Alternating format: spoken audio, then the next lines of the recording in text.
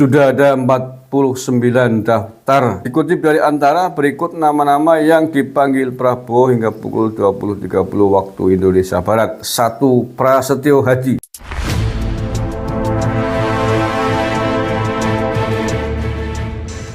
Assalamualaikum warahmatullahi wabarakatuh. Saudara-saudaraku yang saya cintai, saya banggakan. Video kali ini terkait dengan dinamika para calon menterinya Pak Prabowo yang sudah dipanggil ke kediaman Pak Prabowo di Kertanegara. Dan setidaknya sampai tadi malam, yakni Senin malam, sekitar pukul 20.30 waktu Indonesia Barat, sudah ada 49 daftar orang yang dipanggil oleh Pak Prabowo terkait dengan nama-nama yang diprediksikan akan ditunjuk menjadi menteri-menteri di kabinetnya Pak Prabowo itu. Nah, siapakah 49 orang yang dipanggil ke Kertanegara oleh Pak Prabowo ini? Baik, saya sebutkan satu persatu. Ini dilansir oleh situs infobank.com. Dikutip dari Antara, berikut nama-nama yang dipanggil Prabowo hingga pukul 20.30 waktu Indonesia Barat. 1. Prasetyo Hadi, Ketua DPP Partai Gerindra. 2. Sugiono, Wakil Ketua Umum Partai Gerindra. 3. Widianti Putri Wardana, pengusaha. 4. Natalius Pigai, pegiat HAM. Nah, ini agak mengejutkan nama ini. Natalius Pigai selama ini jarang orang yang memprediksi dia akan menjadi menterinya Pak Prabowo. Nggak tahu, seandainya dia menteri, kira-kira menteri apa yang akan diberikan kepada Natalius Pigai. Selama ini Natalius Pigai itu terkenal sebagai kritikus yang sangat tajam kepada Pak Jokowi. Kelima, Yandri Susanto, Wakil Ketua Umum PAN.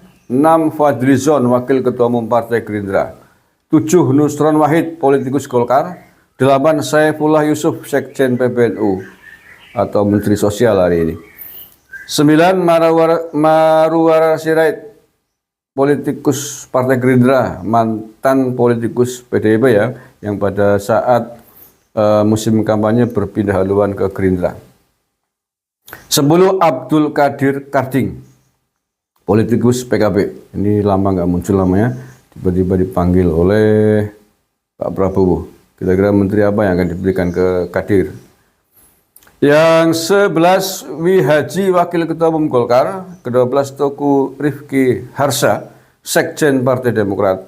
13. Agus Harimurti Yudhoyono, Ketua Umum Partai Demokrat, yang hari ini menjabat Menteri ATR BPN. 14. Arifatul Khairi Fauzi, aktivis Muslimat NU. Yang ke-15. Tito Karnavian, mantan Kapolri yang hari ini menjabat Menteri Dalam Negeri. Ke-16. Zulkifli Hasan, Ketua Umum Partai Amanat Nasional, hari ini menjabat Menteri Perdagangan. 17. Satrio Sumantri Brojonegoro, akademisi. 18. Yasirli, akademisi. Ke-19. Yusril Iza Mahendra, pakar hukum tata negara, politikus PBB. Ke-20. Bahlil Lahadalia, Ketua Umum Partai Golkar atau yang hari ini masih menjabat sebagai Menteri SDM. Ke-21. Abdul Mu'ti, Sekjen Pimpinan Pusat Muhammadiyah. Ke-22. Muhaimin Iskandar, Ketua Umum PKB ya, dipanggil ini. Ke-23. Raja Juli Antoni, Sekjen PSI, hari ini menjabat Wamen ATR. 24. Agus Gumiwang, Menteri Perindustrian. 25. Pratikno, Menteri Sekretaris Negara.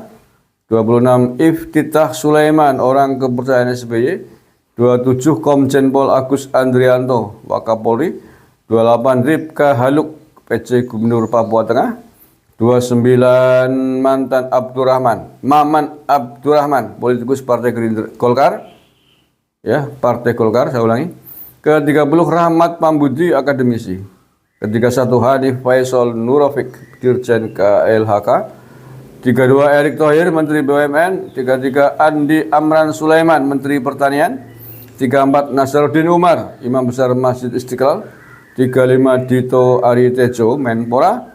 36. Budi Gunadi Sadikin, Menteri Kesehatan. 37. Sultan Bakhtiar Najamuddin, Ketua DPD RI. 38 Raden Dodi Priyono, Kepala Bagian Administrasi Penganggaran, Biro Perencanaan Anggaran dan Kerjasama Luar Negeri Sekjen PUPR. Ke-39 Sakti Wahyu Trenggono, Menteri Kelautan dan Perikanan. Ke-40 Budi Santoso, Sekjen Kemendak ya. 41 Dudi Purwagandi, Dewan Komisaris PLN. Ke-42 Airlangga Hartarto, Menko Perekonomian. 43 Sri Mulyani, Menteri Keuangan. 44 Veronica Tan, mantan istrinya Ahok.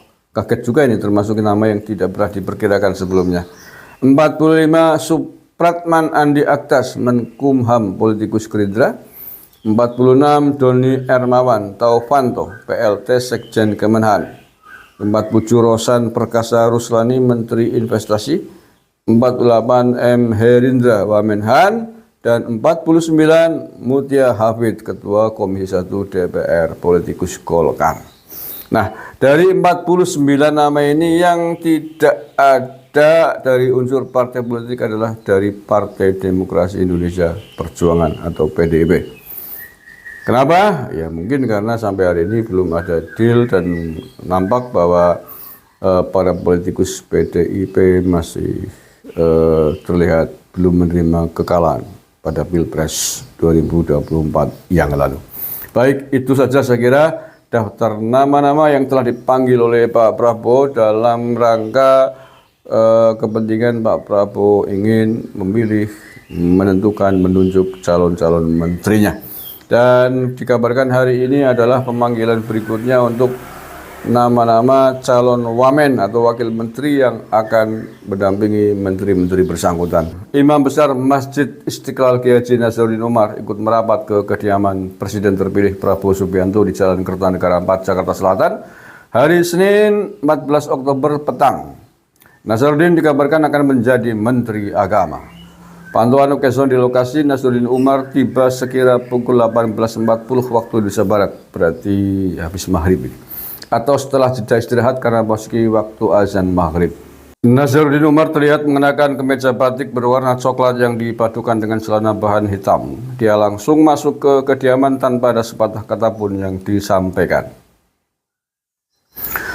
Ulama karismatik ini terlihat hanya melempar senyum dan melambaikan tangan kepada awak media yang menunggu di halaman kediaman Prabowo. Kiai Haji Nasaruddin Umar yang juga mantan Wakil Menteri Agama ini menambah daftar calon menteri yang sudah datang ke kediaman Prabowo sejak pukul 15.00 waktu Indonesia Barat. Nah, apakah Pak Nasaruddin Umar yang akan menjadi Menteri Agama? Menurut saya iya. Dan dari kapasitasnya sangat layak beliau menduduki Menteri Agama. Hari ini ia menjabat sebagai Imam Besar Masjid Istiqlal. Ia juga pernah menjadi Wakil Menteri Agama, pembantu Rektor 3 UIN Syarif Hidayatullah Jakarta, dan banyak lagi saat berjabatan yang beliau miliki. Jadi dari sisi kapasiti, sisi keilmuan, pengalaman sudah tidak nguyai cara Wong Banyumas. Sangat mumpuni dan layak untuk menjadi Menteri Agama.